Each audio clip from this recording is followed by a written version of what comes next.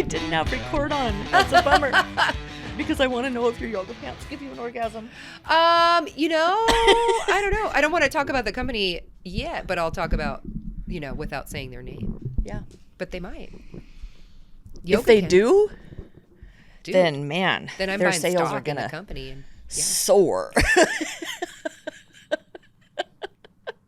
Yoga pants probably give you an orgasm anyway. Oh. Just having them on some people's. Have you seen them? Because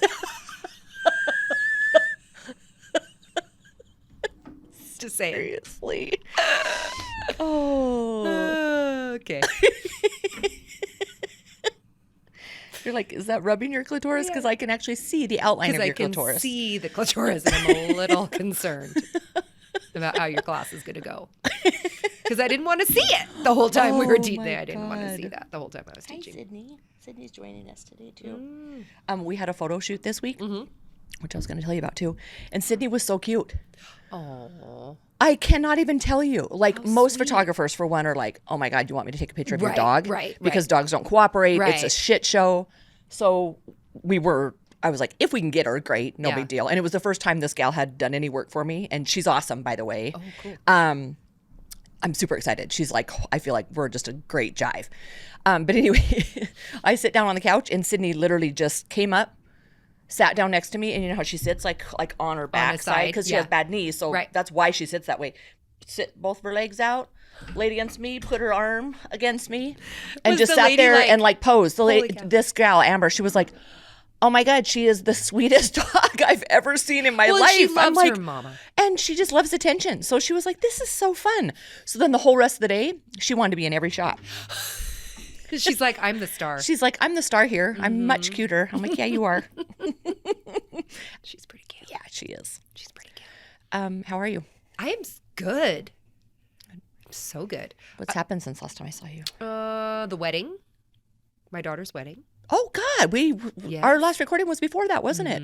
Ooh, let's start there. Yes. How's it feel to have your daughter married? For those of you out there struggling with teenagers, me, you. I'm not struggling with my teenager right now. That's good. Oh, that's good. No, she's a joy right now. Oh, imagine when your mom's not drinking up a storm, that your behavior improves. Side benefit. Yeah, it is.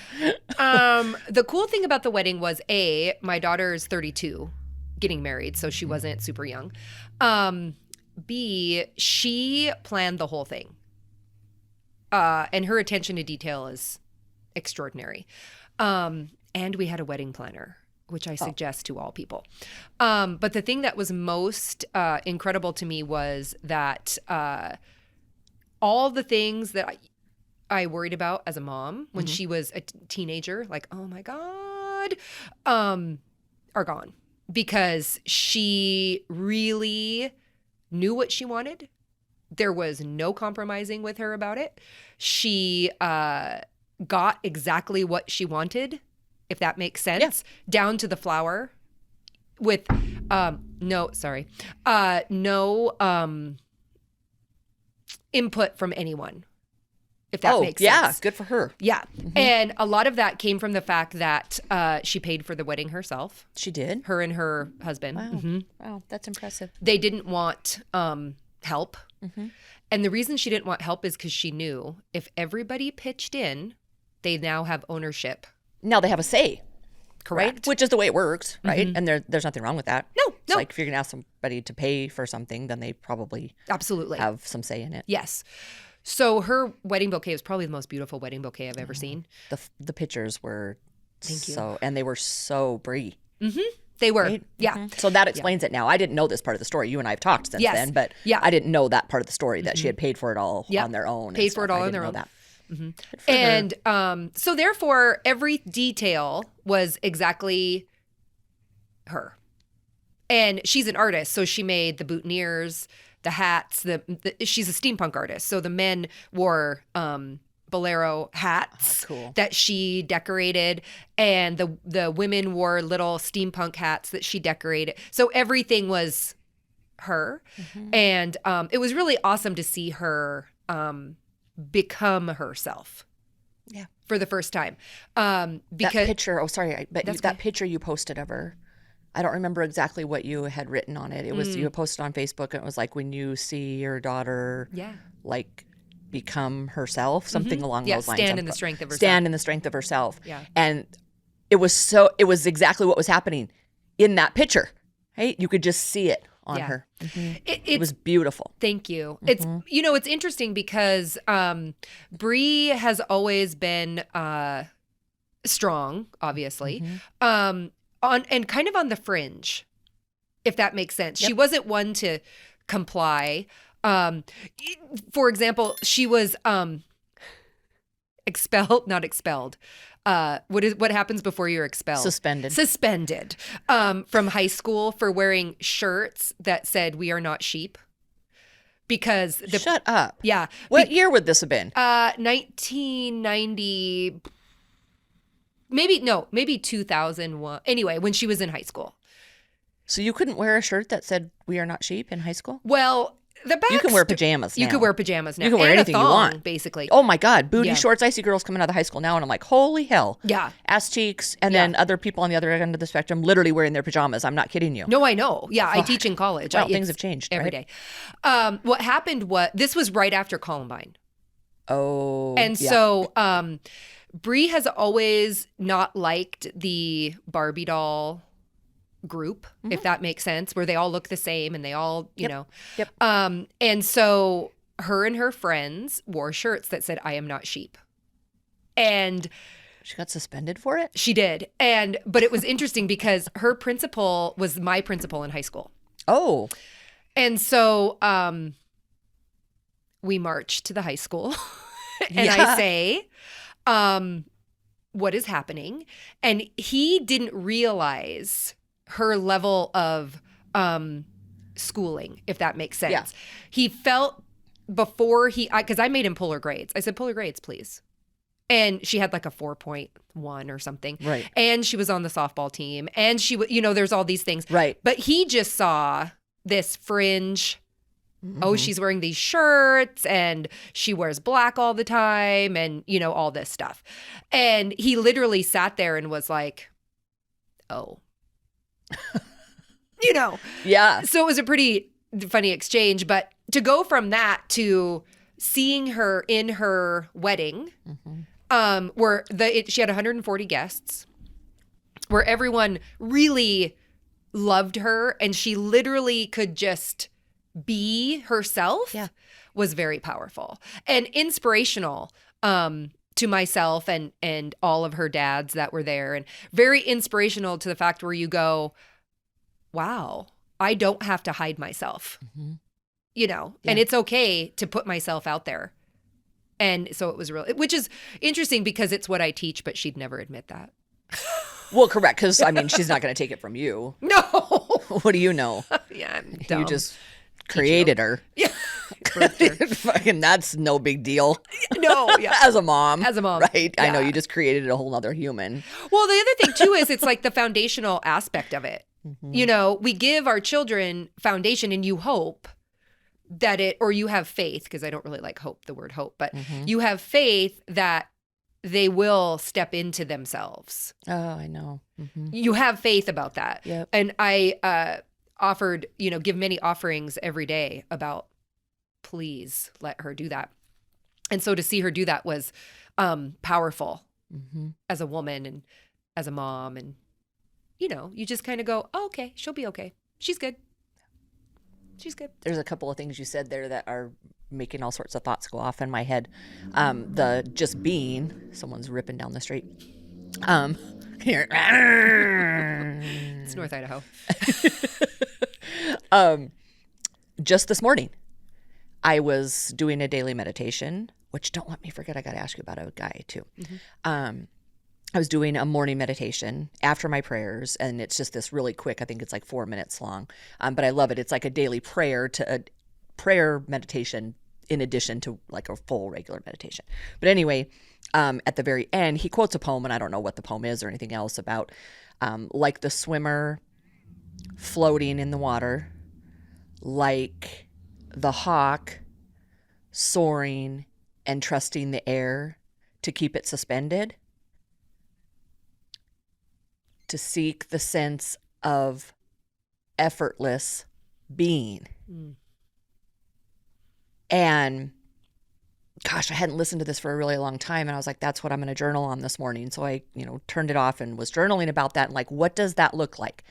And there's conflict in that for me in my head, right? Like, so I get the essence of effortless being.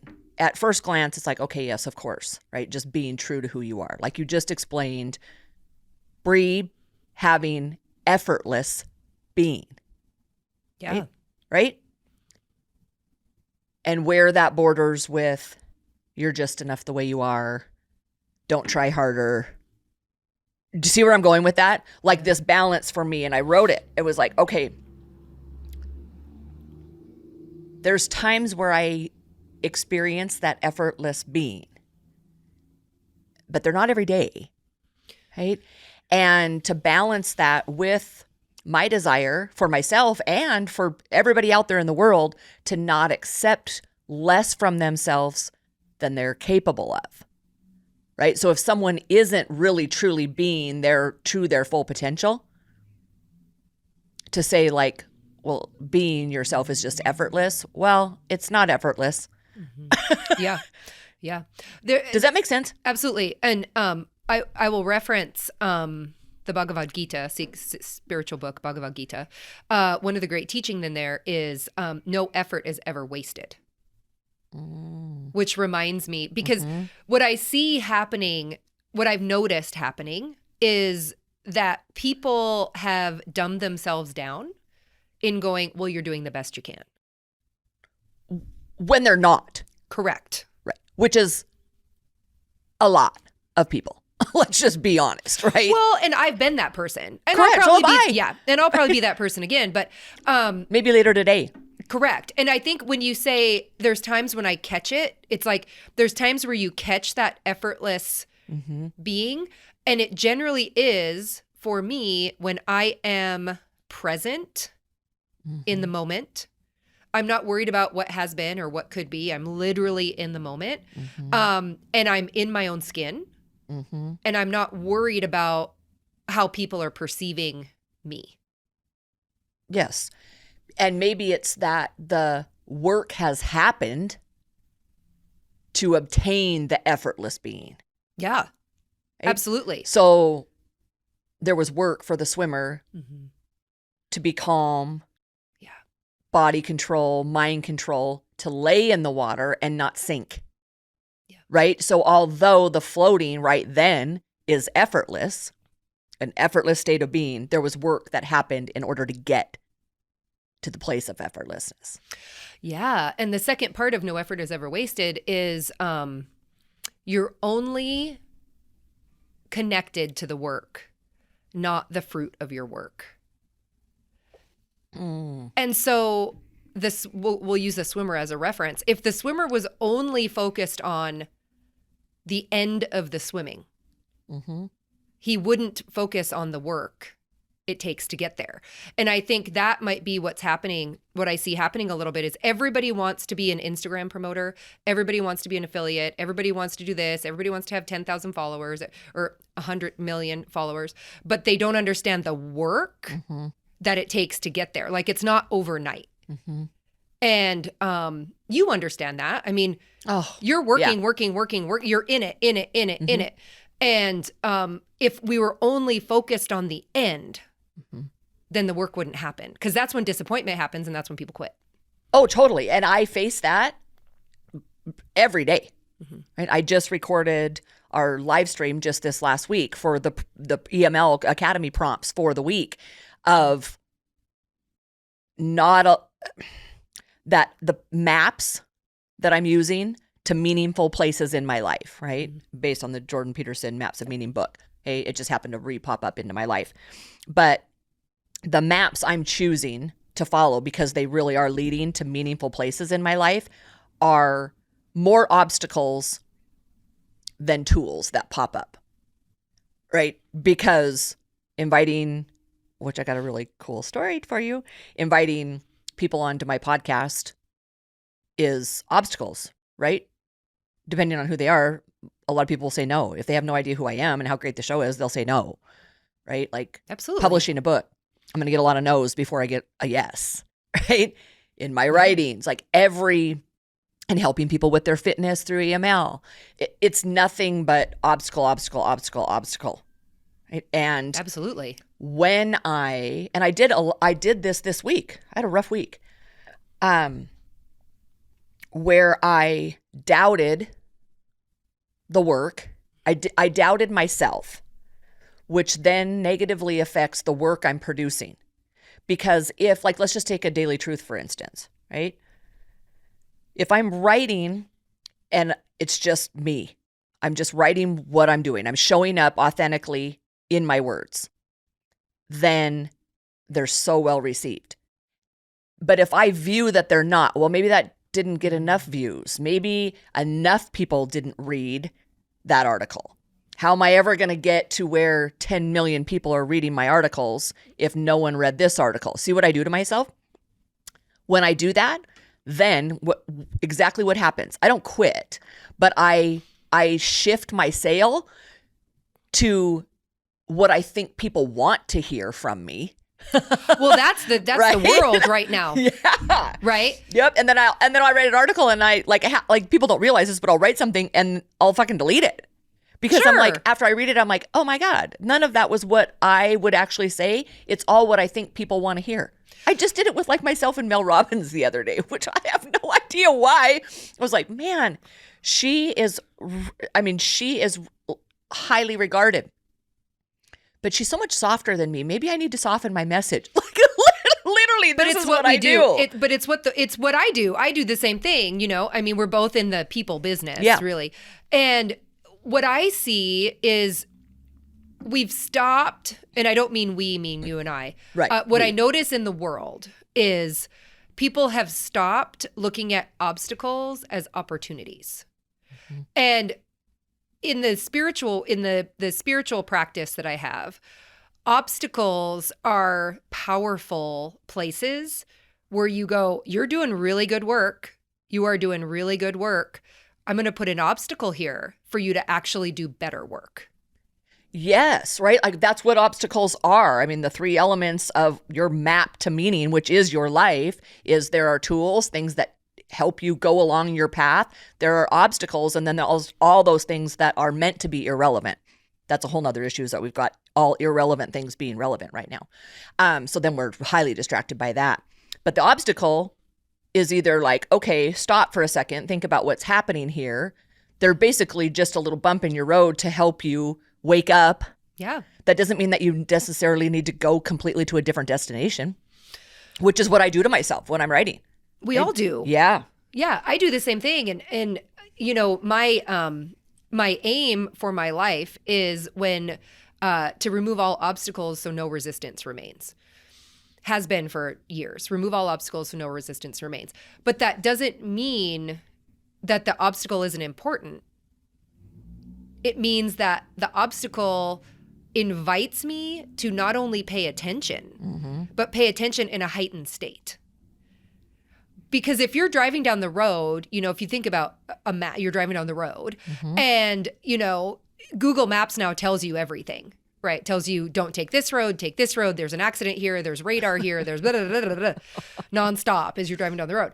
And so you pay attention. You go, okay, 3 miles ahead, it's red on my Google map, right? Which means traffic is stopped. Right. I need to pay attention and divert so I'm not in a situation that I can't get out of. Right. And that's what I look at as obstacles in my life. And before something big is about to happen in my life, I taught a women's retreat last weekend. And before that, I sent a letter to everybody and I said, obstacles will come up before this weekend. Because your subconscious is saying you're not worthy of taking this weekend. Mm-hmm. Your subconscious wants you to feel unworthy. Your subconscious is putting all these seemingly obstacles in your path so you don't show up fully. Don't worry about that. Show up anyway. Because that is how big the transformation will be on this weekend. Well, and you just hit something huge, because those are not external obstacles, right? No. Those are 100% self-created obstacles Totally. put in front of yourself for some unknown reason, right? Absolutely. Wow. Well, the subconsciousness of it it's very interesting because it goes back to childhood. Mm-hmm. The obstacle is survival. Mm-hmm. Obstacle equals survival. And I grew up in a, alcoholic, narcissistic household, and every day was an obstacle. I could literally have sat home every single day. And my brain tells me every day, to this day, even before this podcast today, when we were going to meet, I literally woke up this morning and I was like, I'm just going to text and say, I don't feel good because I'm going to sound like an idiot. I literally go through that. Like, I'm going to sound like an idiot. I have nothing to impart. I don't, and I have to pull myself out of that every day, literally every day, and go, I am worthy of connecting with my friend. Yeah. I'm worthy of what I have to say might mean something to one person. Mm-hmm. But the obstacle is still there. Mm-hmm. It's still every day. And what happens is the obstacle becomes debilitating to people. And then they live in the basement and they never want to leave. The basement of their life. Correct. Right? Yeah. Yeah. Wow. It's kind of the week I had. We do it when we're on I feel, and I've seen, spiritually, we do it when we're on the brink of something great. Well, you know what? This is what I was going to tell you. That I hadn't told you this news, and I'm not going to say the person's name yet because I'm saving the news. But this year, I had decided that I was really going to kind of up my game in the podcast world. Like we were just talking about before this show. I interrupt people less. I'm more precise with my words. Like I'm at a point where I've gotten to where I'm really comfortable on the microphone and video. So I am going to up my game in the level of guests and their notoriety and expertise. Let me put that. So no shame to the guests that have been on. I'm not shaming you that have been on here before. You were just my practice guests. Now I'm really moving on to the big names. That's not what I'm saying. But people that are more like on either a nationwide platform or worldwide, right? So I've made this list of people, and it's interesting how hard it is for me to reach out because of that self-talk of I'm not worthy. Why would they want to be on my show? So, but I made that my focus for this year. And first one I did, these are actually like long personal letters from me because I'm not just going to have like someone just reach out and go like, we'd love to have you on the show. Your people. I wrote this gal, who is a New York Times bestselling author, phenomenal, really well-known journalist, who I highly admire. And I wrote her a really heartfelt email. It took me a couple of days to compose it. And I finished it last week on Wednesday or something, and hit send.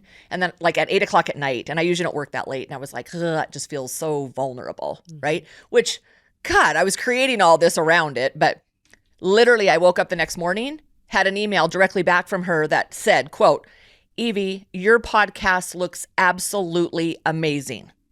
I just signed a new book deal, so it's going to be a couple of months. Can I have a rain check until the summer? I'm like, oh my God. Like literally within 8 hours, she had already responded to me that, yes, I would love to be on your show. I was on cloud 9. Right? Because I really was proud of myself. Like when I do things that are scary and hard, like I have no problem patting myself on the back. But what's interesting? On the tail of that, I had a week of I'm not worthy. I don't think people like my writing. I should adjust the tone of my writing to be more like Mel Robbins. Maybe I should be trying to not swear as much and be nicer. Literally. I'm going to be soft and cuddly. After I just had a big win. Yeah. So I think what you said, there's a lot of truth to that when we're on the cusp of breaking through to a level that feels so unknown to us, that we don't know what that looks like. I don't know what life looks like with a lot of New York Times bestselling authors on my show. I've never done that. That's scary, right? So because I don't know what that looks like and feels like, I can shy away from doing it and give myself artificial obstacles in order to keep myself from breaking through to that next level. It's a protection. It's a survival mechanism because if I don't break through the obstacle, I feel safe. And, depending on how you were raised, feeling safe is something that's really big deal to me. And I know it's a big deal to you. Oh, my affirmations that I wrote when I was away at the Hope House, and then I still give myself nearly every day. There's 4 of them. I am not alone. I have no reason to be afraid. I can ask for help. I can admit when I feel weak. Those are amazing. Because I never felt safe, right? And so I don't like to not feel safe. That's why I'm super into fitness and strong. Yeah. Well, right. We've talked about that at conferences before where I told the whole group, like, why do you think I like to be able to deadlift heavy shit? And like, because it makes me feel physically strong, and that physical strength makes me feel safe. Absolutely. Absolutely. It's feeling unsafe. If you've ever been in a situation where you've had long-term unsafeness, it's very hard to send that email. Oh, yeah. And it's very hard to sit here. And it seems like effortlessness to people on the outside. Like, well, they hang out and they talk and blah, blah. Okay, it's still scary to put yourself out there. And I have told people before I teach my yoga classes, I'm like, I could throw up before every yoga class. And people don't believe me. And they're like, Jen, that's not true. I'm like, no, it's such a level. I'm exposed. And so effortless being in my seat of the teacher is me being vulnerable. And then it looks effortless. And it does look effortless, by the way, because it's not like I come to your yoga classes often, but I love them. And when I do, like last time when Casey and I and Scarlett all went, like Scarlett loved it so much, just because she loves you so much. Oh. And for her to love yoga is kind of a big deal. Huge deal. Right. Well, I mean, are you kidding me? She's not into it. No. But because when you're speaking, you make it look effortless. It's not like the message is effortless from you. It really does. It appears that way. And I know you, so I know your heart, and I know that it takes work to do that. And I think that's what people need to recognize. I think we need to recognize that in each other instead of coming at negatively, because you get the messages and I get the message. We're online. So you get, what are you trying to say? And who do you think you are? And that makes you, that's an obstacle right there. That's where you go, I think I'm going to write like Mel. I'm going to be sweeter and nicer. I'm going to record nice videos. Yeah, I'm going to talk about flowers. But that's not who you are. No, and when I try it, it's so bad. Well, it's too much effort. Yeah. It's too much effort. And so why does the podcast look effortless? Because A, you and I are safe with each other. We're not going to say things to just put it out there in the world. Right? Right. To make something, whatever. Right. A, we're safe together. B, we understand where we're both coming from. And so it looks effortless. But they don't get to see the beginning where we're fumbling around trying to get the microphone. They don't get to see I tell you, don't talk. Yeah, stop talking. Don't talk to Don't me talk to because me. we're going to talk about really great things before the fucking camera's rolling. Yeah. And by the way, how unfair is it now? Well, we're on video all the time now, which is great. But I was thinking about it as I was getting ready because my hair is greasy. Okay. Because I had a photo shoot 2 days ago, and that's when I did my hair, and I don't want to do my hair twice in a week. Like have to I so get talk about effortless being. I don't want to put my effort into my hair. Yeah. So I put a hat on and I was putting my makeup on and I was like, it's totally unfair. And I never say unfair. And it's totally bullshit. And I never call women out separate from men. But it's totally unfair that guys can just go set up their camera and turn it on and talk. And people actually want to watch the podcast.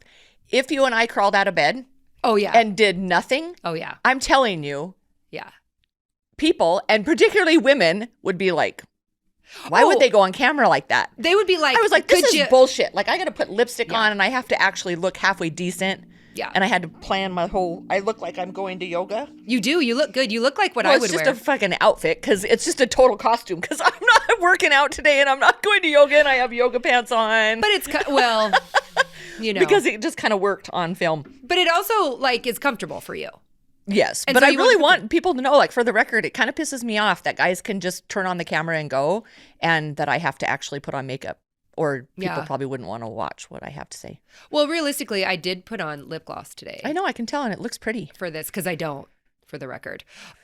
You're lucky if you get, I mean, you look pretty without Lip gloss. lipstick, too. oh, well, You just look extra pretty, and we match, And we not match. knowingly. Yes. Yeah, black. Well, it's Saturday, and today is Saturn's day, the planet Saturn. Mm-hmm. And the planet Saturn rules obstacles. And Really? so, yeah, Oh, isn't that funny that that's what we talked about? I know. And every Saturday, black is the color of Saturn. And so I wear black every Saturday. Oh, God, God, there's so much stuff I don't know about you. Yes. What else don't I know about you? And on Saturn's day, benevolence is a big deal. You want to give. You want to give. You want to give. And so I pay special attention to what am I actually giving? Not material things, but what am I giving out? Like, of What is- yourself. yeah. What is my speech? What is my how many could I curb the eye rolls a little bit? Sometimes that's all you can give. That's all I can give. Or if I'm at the coffee shop across the street getting my tea before our podcast, would a $5 tip make their day versus a $2 tip? Like, what can I do to spread that sweetness around? And it infiltrates my life. So it's not like, okay, on Saturday, I'm just nice on Saturday. It is a recognition that going the extra mile of sweetness is really powerful. And, I hate the Kindness Matters shirts that people wear because mostly the unkind people wear the Kindness Matters shirts, shockingly. But to recognize that in the human world, we're all connected and everybody has an obstacle and everybody has this and everybody has that. And yet, maybe today I can make their life a little sweeter. I love that. I had no idea that's why you have black, too. Mm-hmm. Yeah. Cool. Yeah. Speaking of obstacles, too, this makes me think about something. I had lunch with Scarlett yesterday because she was off school. She's off school yesterday and Monday. Oh, yeah. Monday for President's Day. I know that is hard to say, President's Day, but I was like, keep on thinking about, like, this is honoring all the presidents prior Absolutely. to the fact that we don't really have a president. We don't have a functioning president. Like, come on. Like, even if you voted for Joe Biden, it's like you can see he's fucking functioning. I mean, Jesus. It's a lot of effort to get him up there. Yeah, I know. It's like we have a complete civil war breaking out about 90 miles from our border and From where we live. From where we live. And our president is like, oh, I just spent a couple of days away from the White House with my dog and my wife. It's like, okay, well, that's good because I can't wait to have a communist country bordering my country. Where they've shut down bank accounts. Yeah, really. I'm not kidding. I just wrote an article today about, like, if you don't understand this and, oh, it's Canada and it really doesn't have anything to do with us. Okay, I just want you to understand that if our country is bordered by a communist country, who are the first people that they give the ability to put in military bases? Do you think it might be China? Yeah, it might be. Yeah. So there's a wake-up call for you. Anyway, I don't even want to talk about it because I've been obsessing about that this whole week. Not really obsessing about it, but it really kind of needs attention. And I just don't know. I've had a hard time putting it in the right place in my life this week. But anyway, Scarlett, where was I going with that? Oh, Lunch. Scarlett and I had lunch. Oh, and she's off for President's Day. That's why I went down that rabbit hole. So anyway, her and I had just this fantastic conversation. Oh, I love it. Yeah, we walked down to Collective Kitchen, which we love, by the way. So if you're local, you need to eat at Collective Kitchen. Go see Frankie. It's great food. Sitting there, and when we were walking to there, she didn't want to go with me. She just said, no, I got the day off and I want to stay upstairs. And I said, no, it's not optional. You need to come with me. Let's go. So as we were walking, she's like, I'm having my period. I don't really feel like in the greatest mood. And I was like, no, that's totally fine. I said, we're all entitled to a mood. You're not entitled to the right to speak to me bad or poorly or disrespectfully, but you're entitled to a mood. And she was like, oh, okay. So then when we sat down, she was talking to me about a friend and she's just frustrated. A girl that's homeschooled, and it just led us into this conversation of, so she said, here's the reality. We just need to accept the fact that I'm pretty much never going to have any fucking normal friends. Because nobody is being taught how to actually function in the world. She's right. And I was like, wow, sis, I'm so glad that you brought this up. That was what was on her mind. Now, keep in mind, she's 15, right? Which makes me proud because that she thinks this way. And I said, well, okay, let's just start with, you will have friends in your life that you are more aligned with, but that takes exposure to a lot of different places. There's a lot of trial and error in that, right? And there's nothing wrong with if the people you're circulating with at the current moment aren't the most aligned with you. And at that age, it becomes more a matter of maybe their parenting isn't as aligned with like the way we run our household. And so there's lots of differences, right? Like maybe I can't, like the big thing is moms have to like hang out too. Yeah. So that's an obstacle for Scarlett because I'm not going to hang out with a woman because our daughters are friends. I don't like my daughter's friends to message me. Well, this is going to sound really harsh, but I'm not being harsh. This was years and decades ago where I would see this parenting trend of, well, you're friends with who your kids' parents are. Why? Why would my kid dictate who I'm friends with? If it happened to be that aligned, that's one thing. So she's facing this like, and so unfortunately for her, it's a little bit of a struggle and she gets it because she'll say to me like, oh my God, like they'll say like, we could all go, but our moms would have to go too. And she goes, and I'm instantly, she's like, I know I'm out because no, my mom's not going. Yeah. And I'm like, I'm not going. If you were 7, that's different. I would go, you're 15. Right. You're 15 years old. I don't need to go hang out with a mom at a get together so that you guys can hang out. I know that sounds bizarre, but that really is what's happening. Yeah, it doesn't sound bizarre. And I think it's happening because I agree with you. I don't do that. I traveled when Bree was in high school and stuff. So I wasn't even capable of doing that. And we didn't have cell phones back then, so it was delicious. But the thing that happens now is I see kids of Scarlett's age texting other moms. And so the moms become part of the friend group. Yeah, that doesn't work for me. I mean, Taryn, let me just clarify that because people will listen to this and be like, oh my gosh, like, am I doing something? Taryn, she's like my daughter. Well, that's a totally different deal. Yeah. But beyond Taryn, because Taryn really is like my child. She's also your daughter's various best friend. Like since 5 years old. Correct. I mean, they're like, she travels everywhere with us. They don't even really hang out much anymore, but like she's going on spring break with us because we're family. We really are family. That's different. That's different. But what I'm noticing is the moms are trying to relive their teenage years through their daughters. And what I see is the lack of boundaried parenting, if that makes sense. And it's real detrimental to the teenager. I'm even seeing, and that is a whole phenomenon. You're absolutely right. Like women doing TikTok dances with their daughter and stuff and looking alike. That's embarrassing to me. I'm like, just stop that, please. But beyond that, I'm witnessing, and we're living it because we're in that age group, a complete lack of active parenting in general, where if there is an obstacle, which gets to the point of obstacles, if there are obstacles, which is everywhere in the world, every day the second you open your eyes, right? And there's going to be ones that you impose upon yourself, but there's going to be a shit ton of those that the world throws at you. Absolutely. Everywhere. And parents are trying to it's hard to parent through that. Yeah. And so instead of actively parenting through it, they're just pulling their kids out of it. I see that all the time because I teach at the college. And I don't care how people educate their kids. Let me just preface it with that. I don't care. If you want to homeschool, great, homeschool. If you're doing the things for the right reasons. Yeah. But if you are homeschooling your kid simply because you don't want them to have to deal with the world, that is a huge disservice. Absolutely. And we are, Scarlett is seeing it. It's close-knit in her life where everything, and it was so funny. I had run into a gal and she had mentioned that her daughter was staying home now. I asked about her daughter. We're trying this home thing. There's just so many distractions and stuff at school.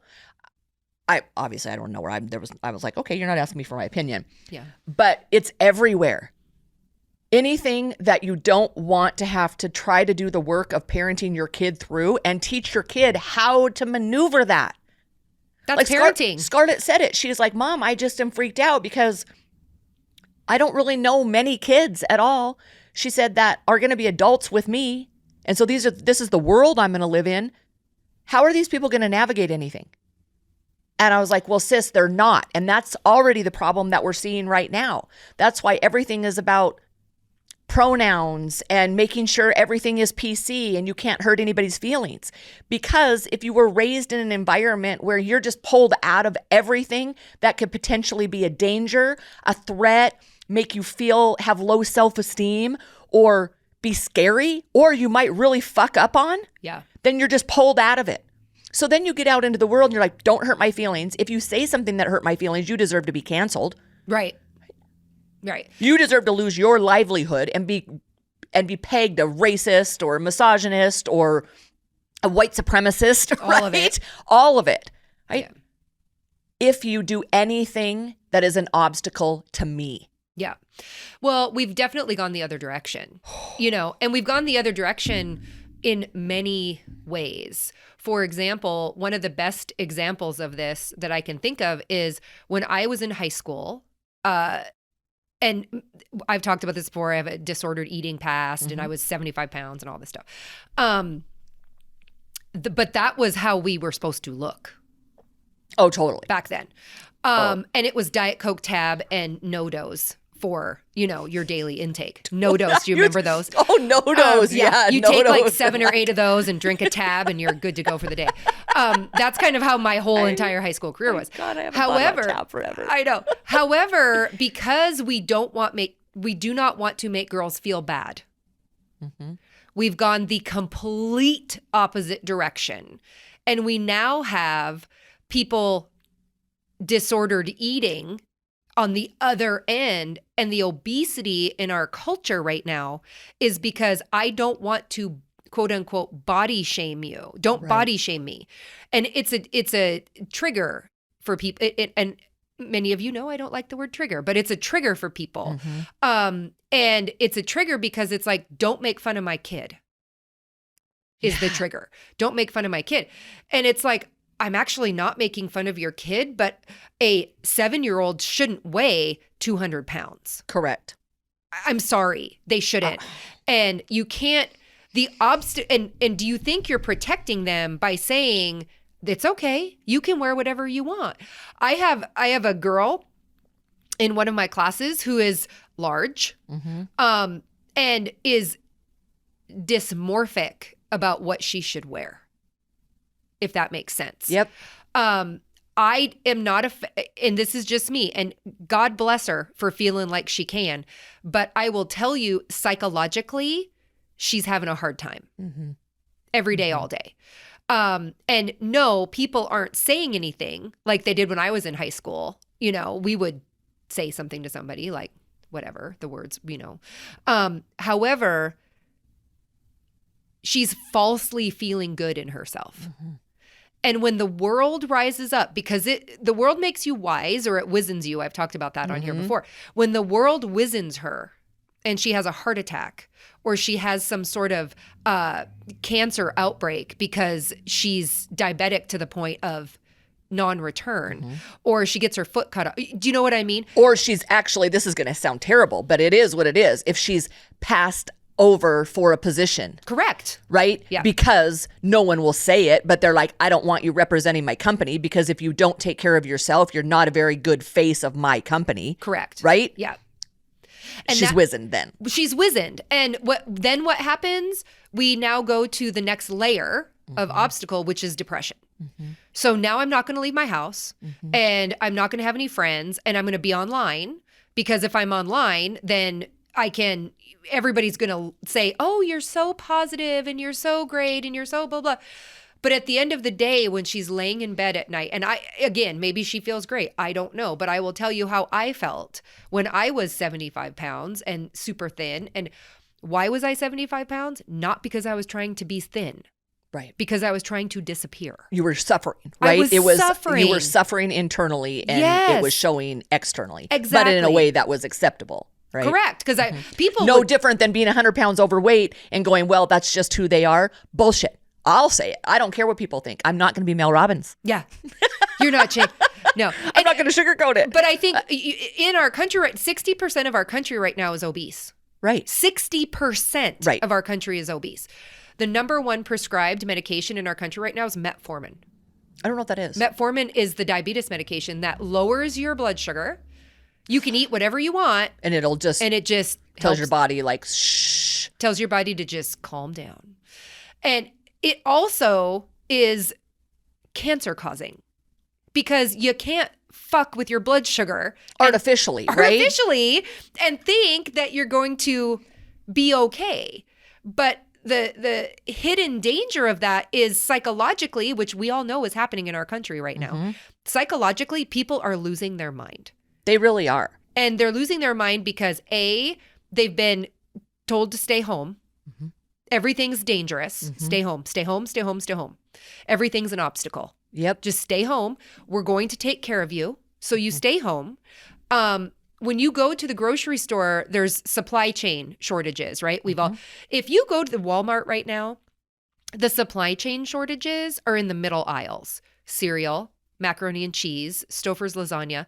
Go to the produce section. Abundantly full.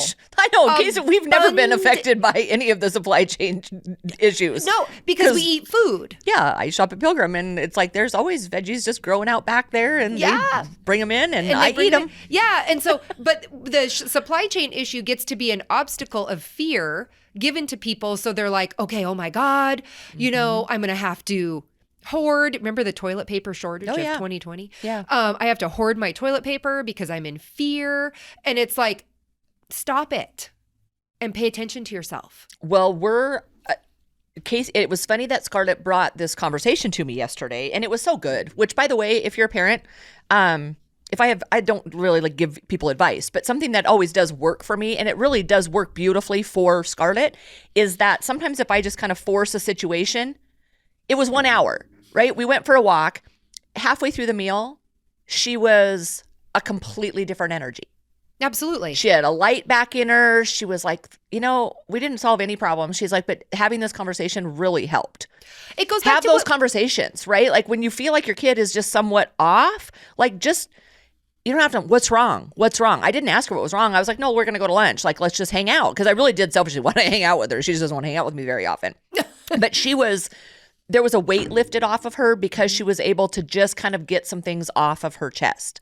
It goes back to what we were saying. The obstacle is there.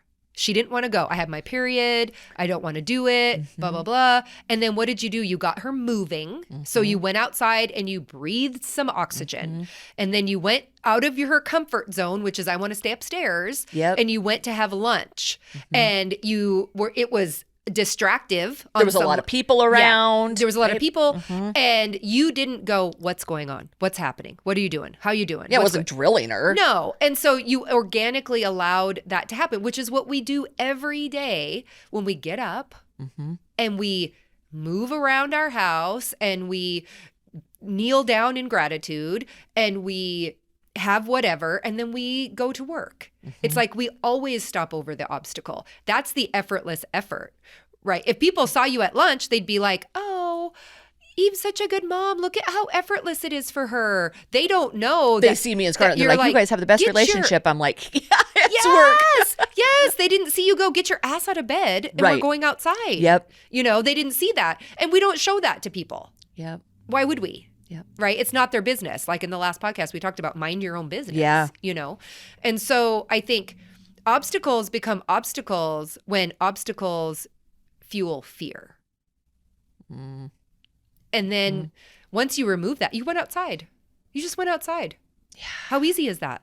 We tell people that all the time, right? Like, go for a walk. Go for a walk.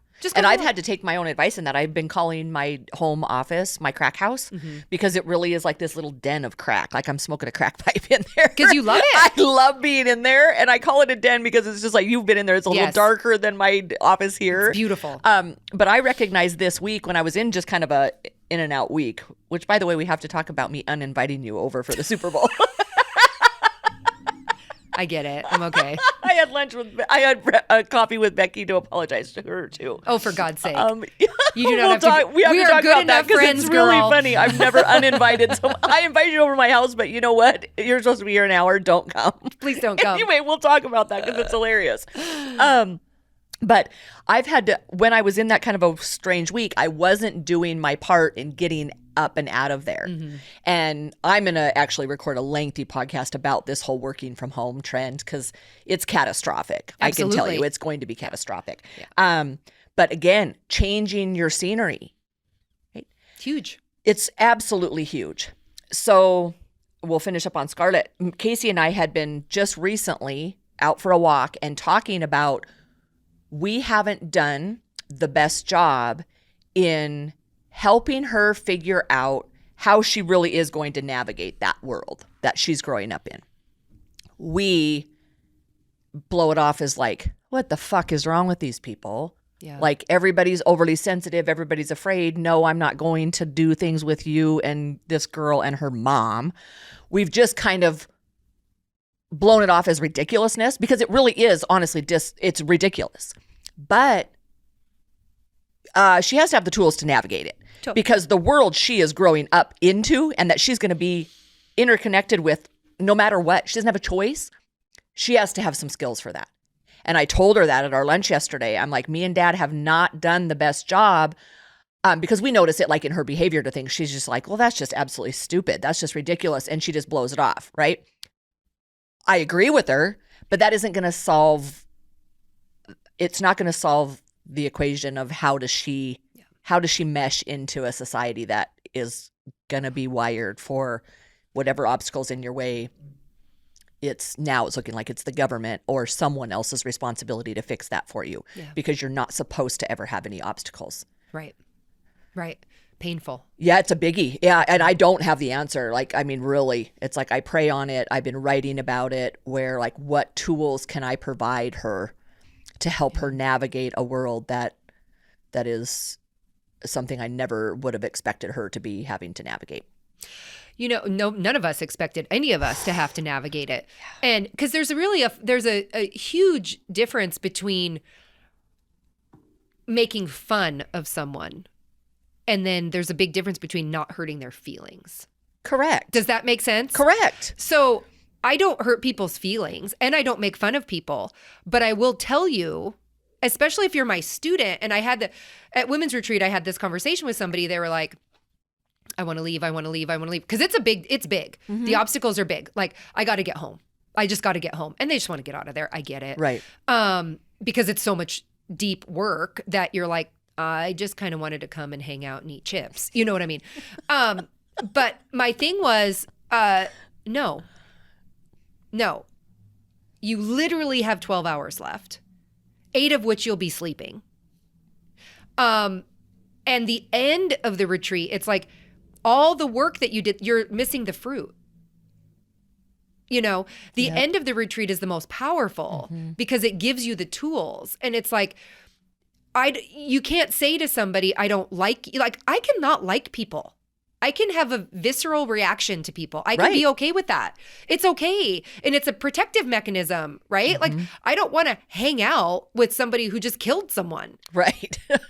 Sorry. I mean, maybe they're a great person. I don't know, but I don't want to be involved in that.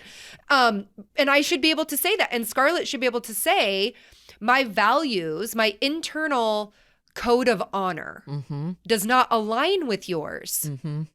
I'm sorry. You know, but we're not allowed to do that anymore because what's happened, and one of the questions I asked the women on the retreat was, at what point during your day do you sacrifice your internal code of honor for someone else's projection? And that is a hard question to answer. Because at some level, we're projecting everything onto people, and then we're like, okay, now deal with me. Yeah, and it's like, no, I don't have to deal with you. No. In fact, I'm not going to spew hate on you. No. I'm not going to spew intolerance towards you. No. But I don't have to embrace you. Right. And just because you exist? Well, no, that's not the way this world works. Sorry. Think about being a teenager. Being a teenager is about figuring out who you are. You know, it's about giving a voice. It's your throat is your fifth chakra. That's probably too much information for people, but it's the place. No, I like this because we've talked about this before. Your throat is your fifth chakra. It's your place of confession. Mm-hmm. It's where you speak your truth. You don't know what your truth is if you're trying to make everyone happy. No, and this is such a lower level than what you just said, but I recognize that now. Once you taught me that, I recognize that now when I listen to people speak. Totally. And if they're up here, right? It's all in the voice. And I will recognize it in myself if I'm nervous. Or if I feel out of sorts, unsafe, I will instantly, you can see it in my body language, right? I'll clench up here and everything is coming up out of here. And instead of actually from your heart coming from my heart, they're coming from my throat. Yeah.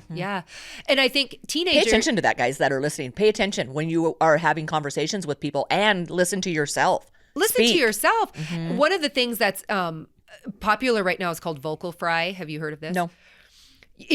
So now when I tell you, it's all you'll hear, but it sounds like this. So, Eve, how are you doing? I'm good. It's so good. And it's like this chill thing. Like you're high? Not like you're high, but that you're like so disremoved from the world that like Scarlett's doing great. Like give her the space to just do her thing. You know, and it's like you've squelched off the power of your person so strongly that you literally have nothing to say. So you vocal fry. And there are one of the things it's a pet peeve of mine. And if you ever come to teacher training with me, I will beat that out of you. Because not beat it out of you, but I will work it out of you because you have a voice. And Scarlett has a voice. Yes. And she can say, your code of honor is not mine. And that's literally all she's saying. She's not saying you have blonde hair, I don't like you. She's not saying you are overweight, I don't like you. She's not saying you're the skinny girl in school who's popular, I don't like you. What Scarlett literally says, because I know her, internally is your code of honor does not align with mine. Mm-hmm. And it's okay to feel that way. That doesn't mean you don't like the people. No. It just means I'm not going to give as much of myself to you. Mm-hmm. Because I like my code of honor. Mm-hmm. And I think that's something that's important for people to understand is, you know, why do you mesh with people? Why do you have that instant like, whew? Mm-hmm. Because your code of honor is the same. And in the spiritual world where I teach and do things is all is one. If we actually recognize that our literal deep code of honor is the same, we don't have to not hurt people's feelings. What I say won't hurt your feelings because our code of honor is the same. So it's a very interesting, I love that Scarlett recognizes that because it means you and Casey have done your job by giving her a really strong code of honor. And you can't give your children anything more than that. And part of it is kind of hardwired in her and part of it we'll take responsibility for. Yeah. Right? That it's a combination of the two. Acknowledging that existence and that adherence to your principles and your honor is a lonely place to live. Heck yeah. And that, I guess that would probably sum up where she's at, right? And I can speak well to it because I live that every day. Totally. Right? Like my existence is peaceful and full of a lot of joy. Yeah. But because of its authenticity, it's a lonely place to be. It's hard, isn't it? Because if you think about 15-year-old girls and 15-year-old girls right now, and maybe this is a biased statement, but what I see is they're on TikTok in clothes that I wouldn't wear, if that makes sense. Like I saw a girl dancing around. It was in the news. Her dad shot the guy. What? She was on TikTok and she was doing her little thing and some guy was commenting and then I could be wrong, just look it up, but found her. No. The dad shot him to protect his daughter. But my thing is like, Dad, let's look at the code of honor that you have allowed your daughter to have because you didn't want to hurt her feelings. Yeah. Because you didn't want her to feel like she couldn't show her body and be proud of it. Well, I will tell you that I raised my 15-year-old daughter, who's now 32. You don't dance around on the internet half-dressed because Correct. you're inviting bad things. Yep. And when I see girls doing that, or I see moms dressed in the same outfit as their 15-year-old daughter, God bless you. I guess you guys have a great relationship. That's awesome. But None of them are listening to this show anyway, so I'm you don't going have to to worry fast about forward you 10 years to when she's 25. To what that looks like. Right? To what that looks like is you have a daughter who has no self-worth. You have a daughter who has zero code of honor. So that means that she is probably with people who are real inappropriate for her, looking for structure that you didn't give her. And that structure looks like getting the shit beat out of her every day. Yeah. And or being super promiscuous, whatever else she needs in order to get validation. To fill the void that as parents, we didn't want to hurt her feelings by giving her, if that makes sense. Absolutely. And I get it. I've been that 25-year-old girl. So I'm probably super biased. When I see that, I go, oh, baby. Yeah. Please. Like, your worth is not in the likes that you get from the guy in the basement jacking off. Totally. And there's a lot of them. Yep. Why do you have 100,000 likes on your dancing around thing? Because that's who's looking at it. Yeah. And I tell you that your code of honor is not that. But we have to share with our kids that, code of honor is remembering yourself and being present with yourself and being proud of who you are. And on the opposite end of the spectrum, not completely keeping them from everything that they then can that would require them to know what their code of honor is and to be able to defend it. Totally. Right? Because in our world, Scarlett's so far removed from the TikTok girls dancing that she's on the other end of the spectrum of surrounded by people who literally are kind of not leaving their home. Right. It's like, you don't want to be like that girl? Okay, well then just stay here. Stay here. Don't do anything. Yeah. Well, that isn't the answer. No. Because either end of that spectrum doesn't look good at 25. No. Right? The kid that was never required to go out into the world and navigate people being fucking mean to him, that's horrible as a parent. I get it. Oh, it's right? terrible. I get it. Like, my heart breaks sometimes where I'm just like, oh, don't be mean to her. Right? She has to face it because without facing those obstacles, when they do at some point have to be thrust out there into the world, they have no skills to manage it. No, you're correct. Yeah. And then that looks equally as bad. Yeah. They were sheltered from everything. Now they want to dive into absolutely everything that they now have the choice to do for themselves. Exactly. Right? And it looks real bad. Oh. And yet, the bright side of that is that we all have this, in the spiritual world, it's called the Ananda Mala, which is the bliss point. We all have that bliss point inside of us, the part of us, it could be your soul, it could be your still point, it could be whatever, that can never be defiled. You always have this code of honor in you to go, I'm worthy. It's always there. It never leaves you. We forget. Or we don't allow our children to find it.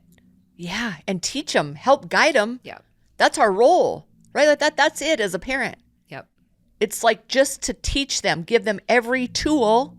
I like that word. I want to give Scarlett as many tools as I can to help her find that, connect to it, stand strong. Yeah, stand strong. In who she is. Without question. Right. That doesn't mean she's not going to hit an obstacle that's going to help her remember who she is. But she's going to have tools there. And she maybe not even be able to find them sometimes. Right. I've been it. Right. I spent the last 2 years not being able to find my tools. Right. In such a buried place of obstacles that I couldn't even find the right tools to get out. Right. But thankfully I had the whole tool set there. Right? That's the thing. You always have the tool set there. Yes, we have it. It's divinely given to you. Yes. It is divinely given to you. We just forget. We forget. Yep. And if you're trying to nail in a nail, but you're using a screwdriver, it's Yeah. not going to work so well, right? You got to find the tool that is actually going to help you, and you have it in Yeah. you. Well, and if you look at kids 0 to 5, you know that they all have it. Mm-hmm. Because kids 0 to 5 do not make fun of each other. No. Kids 0 to 5, they just want to play and have a good time. Totally. And that's why I know it's there. Mm-hmm. They get to be 5 and they pattern what we do as parents. And so if I say, which I did, I always joke Bree was raised by wolves because I was not the best parent because I was 19, for God's sake. So if I'm driving down the road, and I had a lot of lookism, I had eating disorders for a long time. And I would go, oh God, Bree, that person's miserable, blah, blah, blah. I've now fed her that that's my moral code, which now she adopts. Mm-hmm. You know what I mean? Mm-hmm. And then that starts to, at 5 years old, when they now start to pattern what you do, it feeds their desire to make fun. It feeds their desire to do these things. And yet they didn't know how to do that before we showed them. God. That is so huge. So huge. Because there's probably no statement from people that makes me cringe more than, oh, kids are just so mean. No, they don't know how to be mean. Girls are just so mean. No. Someone taught them that. Absolutely, they taught Someone them. taught them that. Absolutely. Absolutely, they did. And it's so powerful. It gives me goosebumps to think about, really, because I've had to do the work. She's also watched me do the work. Mm-hmm. So it's not like, okay, well, now I've ruined my kid. But my daughter has watched me do the work. And one of the things that was the most powerful at her wedding, the dads that were there gave speeches, and I gave a speech, and her, the usual speeches. And she stood up with that microphone, thanked the whole, without hesitation, thanked the whole room for coming, and was so articulate and clear that literally in that moment, I was like, I patterned that too. And I got to be very proud of her in the way that I have transformed myself from 19 to 51 and go, okay, she actually watched that. Mm-hmm. She actually pulled that in. And so when I think about Scarlett, Scarlett has watched you in the last 2 years, remember yourself. Yeah, you just gave me chills because... And that will never leave her. No, and you can make me cry. Because when we were walking home from this lunch, I said, today is 5 months since I've had a drink. And she was like, you know what is so crazy? I went and she goes, it feels like I don't even remember that being a part of our life. Totally. She goes, it feels so removed and not really who you were that it's almost like it's been erased from my mind. Now it hasn't. Like I've left lasting scars on her. I get it. For sure. And I own that. Yeah. That's, believe me, but it's also going to help navigate her. Correct. I was like, gosh, don't beat yourself up over it. No. Because by doing the work, I've now shown her, she's literally seen the bottom of the bottom. Absolutely. Of me. Yeah. And now she's watching me become the top of who I am. Yeah. But she also watched you do the work. Mm-hmm. And she sees me do it every day. Well, and that's why it goes back to what we said, right? Effortless, being is like, she goes, oh, I don't remember, because you're doing the work. Mm-hmm. You're not focused on the end result. Yep. You're like, I'm just going to keep doing the work. I'm going to keep being grateful. I'm going to keep journaling. I'm going to keep paying attention. I'm going to keep recognizing. And all those things are the big W work. Mm-hmm. If you weren't doing them, she would remember every day that you were drinking. Yep, she would. Because she would be in fear that you were going to go back. That I was going to do it again. Mm-hmm. And so, it was the wedding was super powerful. And having that conversation with Scarlett was powerful because that's the effortlessness. Like you buoyed yourself. Yep. I'm swimming. Yep. I'm swimming. Here I am just floating here, right? Yeah. I'm the hawk just soaring without any effort in my wings whatsoever. Yeah. Mm-hmm. Yeah. And that takes incredible work. It's not easy. This was good. We brought it all the way back to for his wedding. It was a big day. And I'm happy for you. Thank you. Really, I was telling you that the whole time. I was like, good job, mama. Right? Really, like, I mean that. Yeah. Yeah. Right? Thank you. It's like, it's a really big deal. Like, I Yeah. know your story. I know Yeah. your journey. Yeah. I respect you as a parent and as a woman. And I get that you actually are someone that does the work. Well, yeah. Now I do. Yep. For sure. Yep. For sure. It's not easy. People should know that. It's not easy. But you can't hide from it because it's surfacing no matter what. Well, the Right? world will pull comes. it out of you. Yeah, absolutely. You know, and, you know, if you think about everything you do, what if you thought about everything that we did, raising children was ordained by God? Because isn't it? Mm-hmm. So then would you parent your children different? Well, yes. And that is why, I mean, I've told you, I am so far from a perfect parent, right? I'm like, it's just There work. is no There is perfect no such thing. But the gift of Catherine, Yes. the biggest gift of that was that I was shown that it was ordained by God to have the gift of raising a child, Absolutely. to be given a child, to bury that child and not, I can't explain it.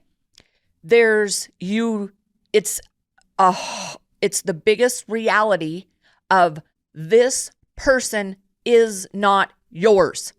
Right. Period. Yeah.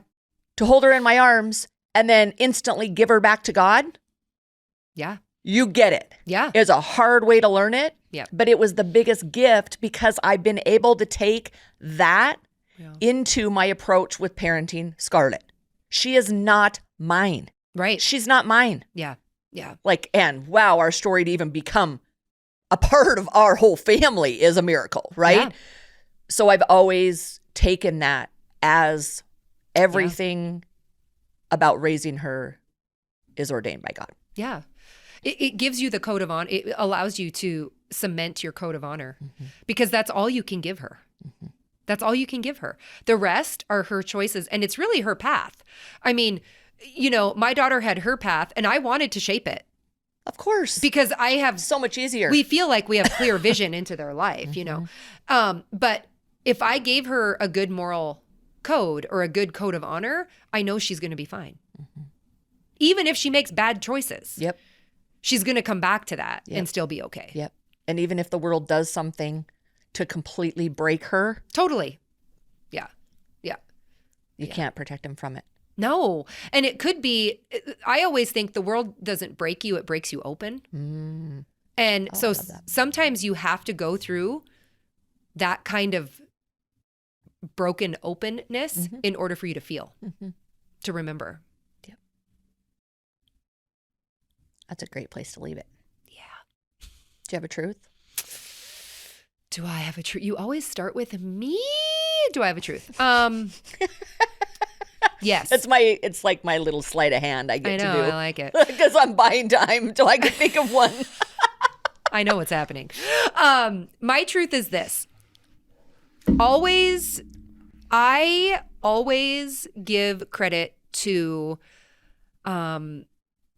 being available to my personal code of honor and to use it as not people pleasing and to use it as not running away and to use it not to be in control, but to really stand with my feet on the earth and go, I matter. And what I think about matters and what I want matters and that obstacles are okay. Stuff. You? Real simple. That do the work, do the real work so that you can exist in a state of effortless being. Absolutely. Absolutely. That's it. Right? I got to remind everybody to join us on the EML Academy. Join us on the EML Academy. eviefats.locals.com. Yes. Go to Locals. There's so much information on there from you. No, it's nonstop. I'm on there all the time. Oh my God. I know. Yeah. It's great remembrances too, because when the stuff pops up on your phone, it's usually when you need it. It's funny how that works. I hear that from people all the time. Same with my text service. They're like, man, you just seem to know when I need. It's like, because that energy is just connected. And the only thing I ever say on there or share on there are things that are going on and that I'm telling myself. And then I think, you know what? If I'm benefiting from this, maybe there's a lot of other people that could benefit from hearing the same message I'm giving me. Yeah. Really. That's all it is. It's just an extension of me Yeah. and the internal dialogue I'm having that I just share with you. And hopefully that it helps other people as well. Goes back to your truths are ordained by God. Yep. So why not share them? Awesome. eviefats.locals.com. Thanks for coming. Thanks for having me.